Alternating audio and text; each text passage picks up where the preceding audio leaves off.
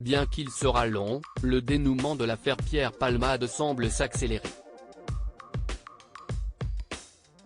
Le comédien de 54 ans a été impliqué dans un très grave accident de la route le 10 février dernier près de son domicile, dans la commune de Villiers-en-Bière, Seine-et-Marne, après que son véhicule se soit déporté sur la voie d'en-face et a percuté une voiture de plein fouet.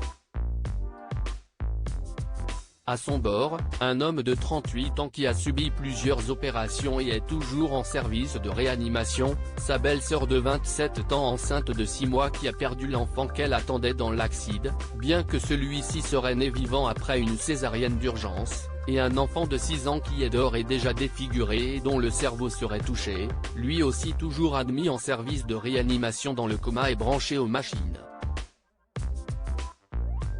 Dans la voiture de Pierre Palmade, 2 jeunes hommes ont été aperçus avant de prendre la fuite. L'humoriste, qui n'a lui que 4 côtes cassées et quelques blessures annexes, est hors de danger et devrait être entendu par les enquêteurs prochainement. Il a été contrôlé positif à la cocaïne ainsi qu'à des médicaments de substitution au moment du drame. Une prise très récente selon les premiers éléments. Seulement, si Pierre Palmade avait bel et bien entamé une cure de désintoxication, il a également été cité dans une affaire de chemsex seulement 8 jours avant l'accident. Une information que l'on doit au journal Le Figaro. En effet, le nom de l'acteur apparaissait dans une affaire de drogue avec un escort boy le 2 février dernier.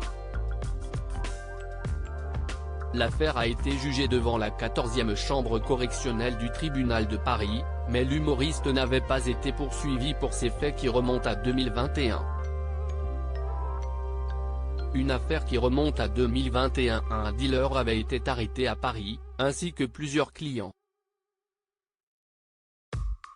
Parmi eux, un jeune homme possédant la carte bleue de Pierre Palmade. Ce dernier a alors été convoqué par la police, qui l'a par la suite interrogé. Le comédien a reconnu avoir confié sa carte de crédit à ce jeune escort boy pour qu'il leur achète des sextoys ainsi que de la drogue.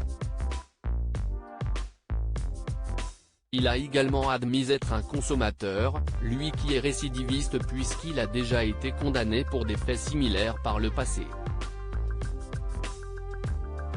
Seulement le dossier s'arrête là puisqu'il n'a pas été poursuivi comme usager selon la procédure. Céline Lazec, l'avocate de l'acteur contactée par Le Figaro, a déclaré qu'elle ne s'était pas occupée de ce dossier-là. Suite à l'accident, Pierre Palmade est désormais visé par une double enquête pour homicide et blessures involontaires et infraction à la législation sur les stupéfiants. Par ailleurs, l'un des 2 suspects en fuite a été placé en garde à vue et une femme a également été interpellée. Reste maintenant à voir quels seront les nouveaux éléments dans cette affaire particulièrement suivie.